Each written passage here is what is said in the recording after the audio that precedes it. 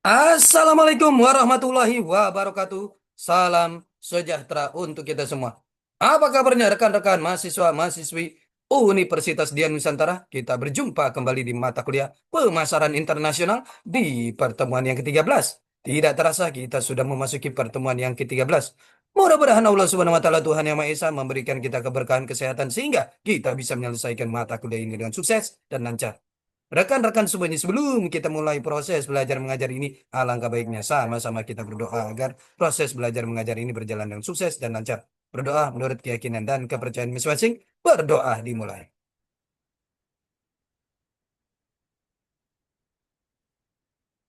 Selesai. Rekan-rekan semuanya, di pertemuan ke-13 ini kita akan membahas materi yang sangat menarik sekali.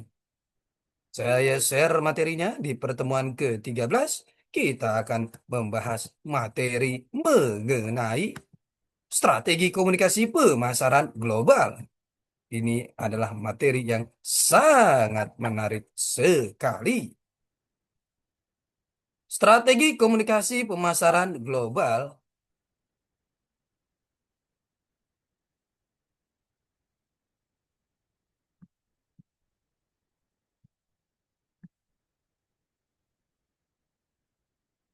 Strategi global.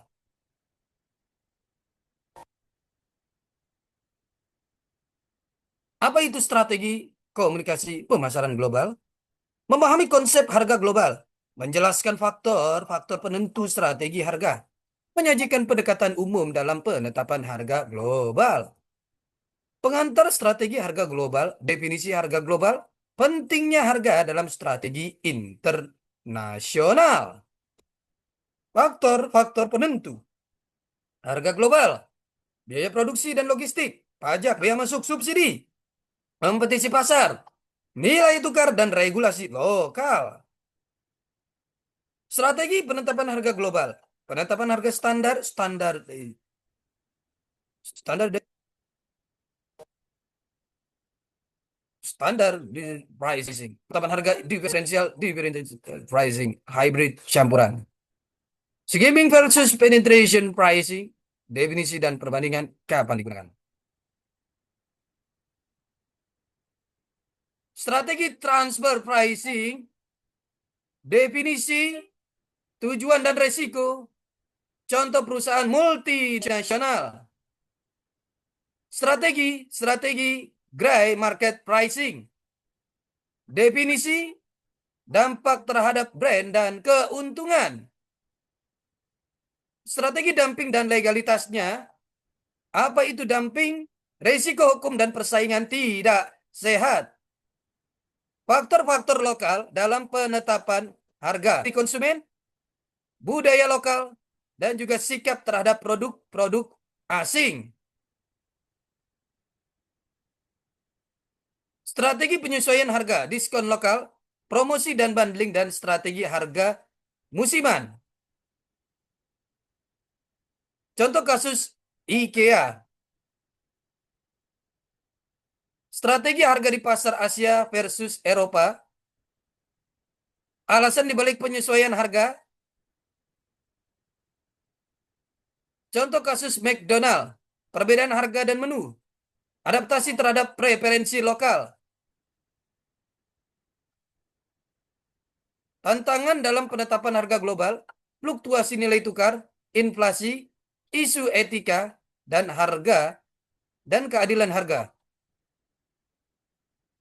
Peran teknologi dan big data, analisis pasar real time, penetapan harga dynamic pricing, strategi harga berdasarkan segmen pasar, premium versus value pricing, pricing untuk pasar berkembang versus maju, evaluasi kinerja harga, indikator keberhasilan, ROI, margin, market share. Ringkasan strategi utama, pentingnya adaptasi dan analisis pasar.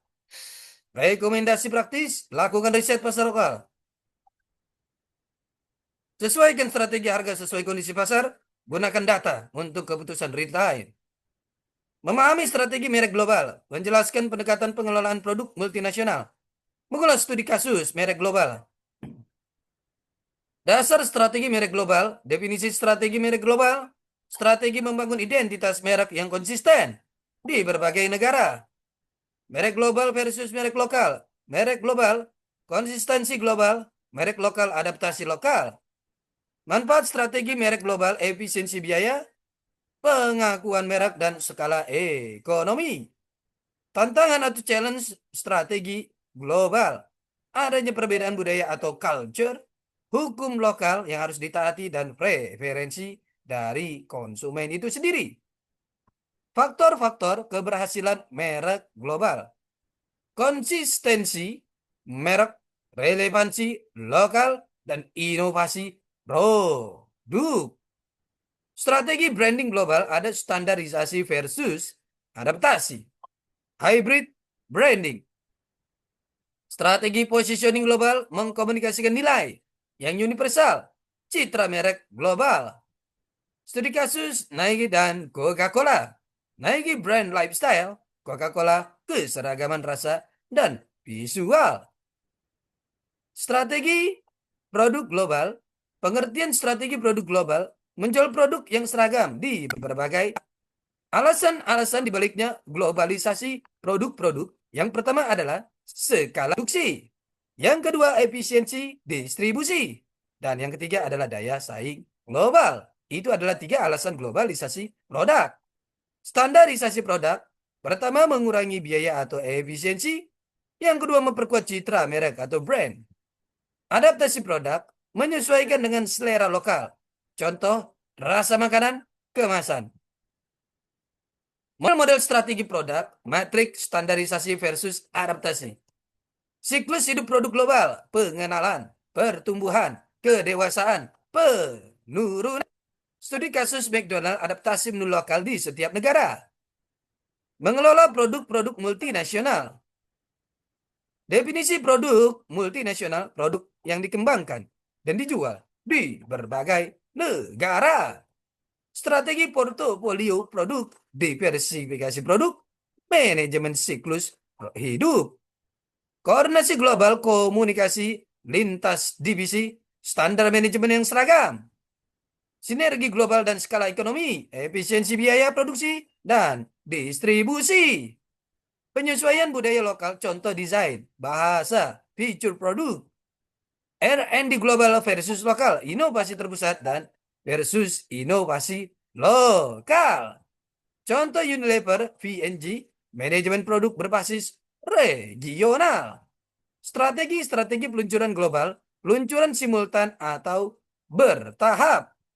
Manajemen inovasi global berbagi knowledge, pengetahuan antar negara. Rangkuman strategi branding konsisten, adaptasi lokal, efisiensi global. Peluang-peluang dan ancaman-ancaman global. Peluang pasar bebas, ancaman kompetitor lokal, regulasi. Rekomendasi praktis, kenali pasar-pasar lokal dan bangun fleksibilitas strategi.